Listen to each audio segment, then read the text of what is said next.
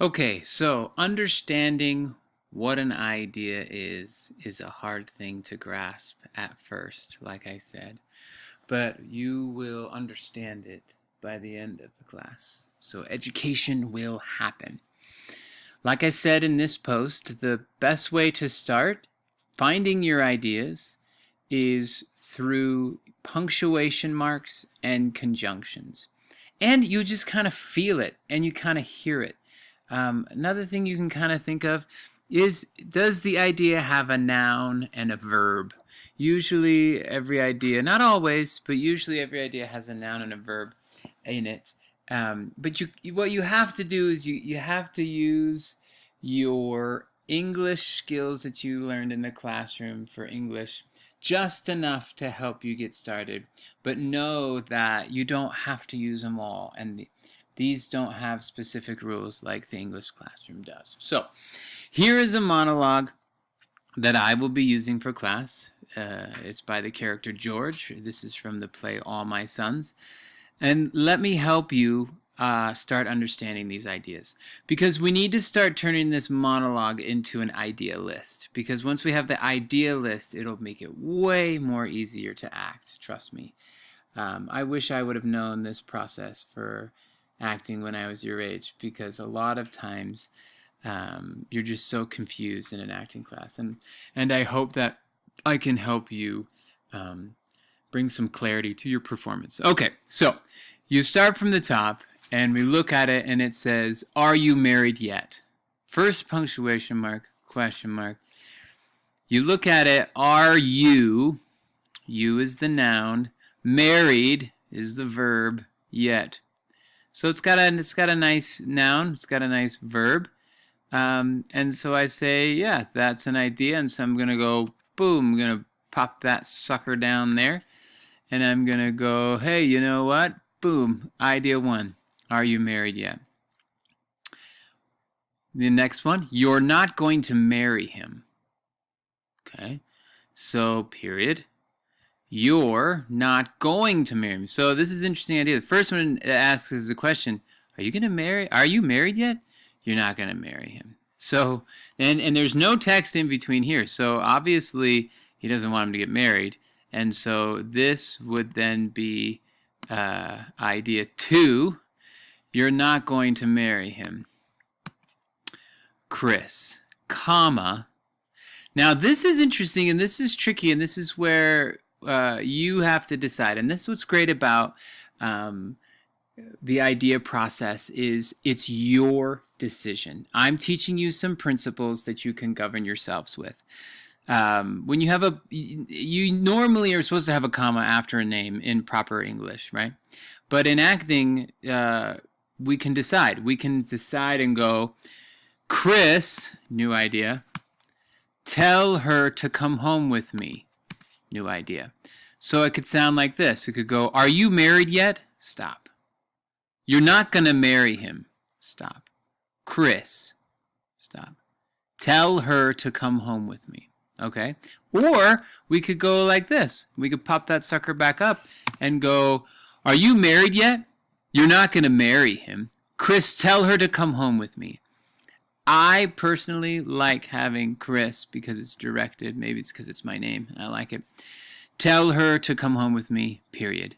Let's not argue, period. New idea. You know what I've got to say, period. Dad. Dad came into work that day. Okay, period. Pretty simple. There was something wrong with the process. They were coming out with defects.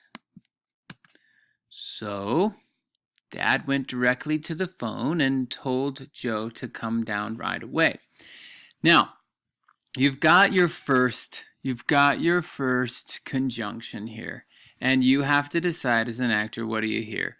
So Dad went directly, and also you've got so, which could live by itself. We could have it like that. So Dad went directly to the phone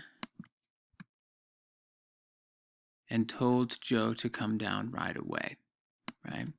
It could be like that, or it could be like this, down right away. Dad went directly to the phone and told Joe to come down right away. Well, here I think it's two ideas because it's building off each other. Dad went directly to the phone. Dad, noun, direct, went to the phone. Dad went to the phone and did what? And told Joe to come down right away. I think that's two ideas, but you can decide. It's really just you deciding, right? But the morning passed, period. No sign of Joe. So Dad called again. By this time, he had over 100 defects. The Army was screaming for stuff, and Dad didn't have anything to ship. Now, this one I've gone back and forth to. Actually, I have this as one idea. So sometimes the conjunction can connect ideas or separate. I don't think this is a strong enough idea by itself. If I just did this and go, the Army was screaming for stuff. Screaming for stuff for what? The Army was screaming. I mean, you've got the Army, you've got a verb, you got a noun. Sometimes you just got to go with your gut. The Army was screaming for stuff and Dad didn't have anything to ship. I like that as one idea. Okay.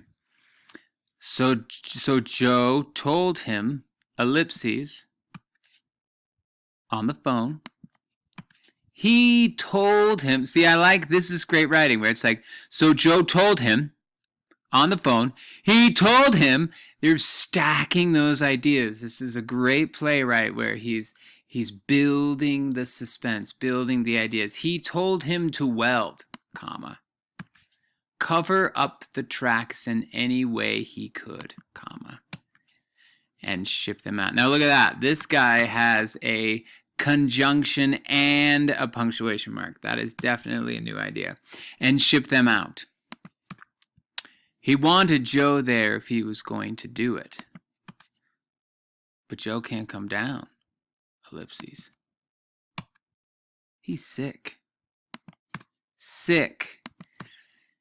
He suddenly gets the flu. Suddenly. And again, there's another build, right? See how here's one idea and then two. He suddenly gets the flu. Suddenly. So you want to really emphasize that, right? Suddenly. Do you understand what I'm saying? Question mark. In a court, you can always deny a phone call. Conjunction. And that's exactly what he did. So see how that's like, they're connected, but they're separate. In a court, you can always deny a phone call. And that's exactly what it did. And you can just practice saying it. If you want this just to be one idea, and you go, in a court, you can always deny a phone call, and that's exactly what he did. I just think it's too much, and I think you break down those ideas. In a court, I can always deny a phone call, and that's exactly what he did. The court didn't know him, exclamation point, but you do. You know in your heart Joe did it. Get your things? You're not the kind of girl who can live with that. Everything they have is covered with blood. So, 37. So after my work, I believe that this monologue has 37 ideas. Although I look at my other paperwork and it says 36. So maybe I added one. Let me see. I'll have to check. But it doesn't matter. So look at this. This is way more helpful to act than the way it was looking at a paragraph. And you can see the highs and lows. You can see the little ideas. You can see the big ideas. 17, the biggest idea. The army was screaming for stuff and Dad didn't have anything to ship. So Joe told him. So the first thing is just, it will help us find ideas, right?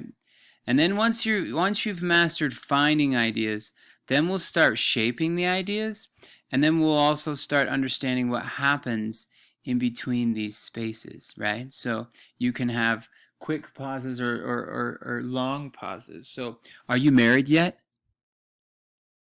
You're not going to marry him, right? See, so that has power. Or, are you married yet? You're not gonna marry him, right? So, but you notice how I was a little more aggressive and a little louder in that second idea. Your job as an actor is to communicate ideas to the audience. And a way to do that is to do it through monologue work. And now I have 37 ideas, or 36, I'll have to double check, ideas to communicate to the class. Let me know if you have questions.